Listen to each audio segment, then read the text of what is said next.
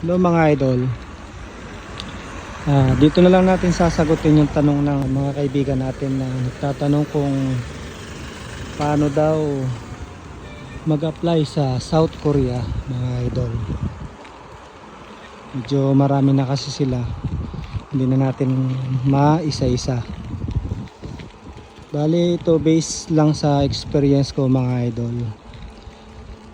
Sa mga katulad ko na may trabaho habang nasa Pilipinas, mga regular or mga contractual kung meron pa, ay ganito lang ang gawin nyo. Huwag kayong magre-resign, sabay nyo lang sa mga oras na pwede kayong mag-aral. Suggest ko lang, para mas mabilis kayo na matuto, mag-enroll kayo sa KLC or Korean Language Center. Ngayon, paano maghanap ng Korean Language Center? Bale, dyan na kayo sa malapit sa lugar ninyo kung meron diyan na malapit, para hindi na kayo nahihirapan. Tanong-tanong kayo kung anong Korean Language Center diyan na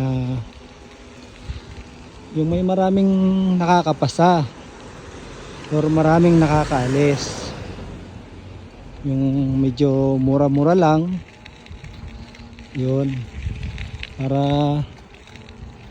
hindi kayo mahirapan sa pagbabayad. Meron siguro dyan na installment. Hanap lang kayo, ipon-ipon lang kayo. Ngayon kung wala naman pa kayong budget,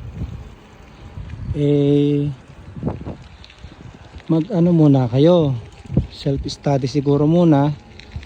Una nyong gawin ay mag search kayo sa Google, Korean alphabet, search nyo.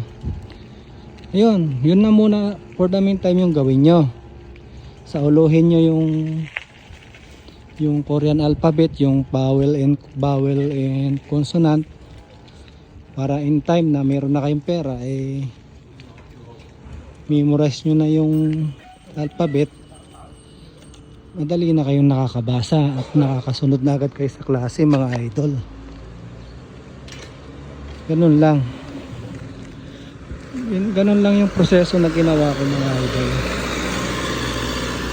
Tapos nung nag-aaral na ako, pasok ako sa umaga, uwi ng alas 8 ng gabi. Nag-aaral ako ng 9 hanggang 11 ng gabi. Sakripisyo lang mga idol, kasi pangarap yan kailangan lang na pagtuunan ng oras. Yung 2 linggo, tapos after ko mag-aral, sa bahay na lang nagre-review sa YouTube, ganun. Hanggang sa dumating yung examination, ina-assist naman kami ng KLC na pinag-aralan ko. Ganun ang nangyayari hanggang sa naka-exam, kapasa, tuloy-tuloy na. Maganda yung may nakakapag-enroll kayo, may nagga-guide sa inyo mula registration hanggang sa makakaalis kayo, medical, yun, lahat-lahat. Ganun lang muna mga idol. Punta lang ako ditong 7-Eleven, and kung may karagdagan kayong tanong,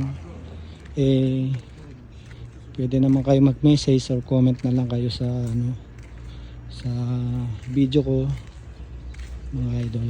Yun lang, magandang araw.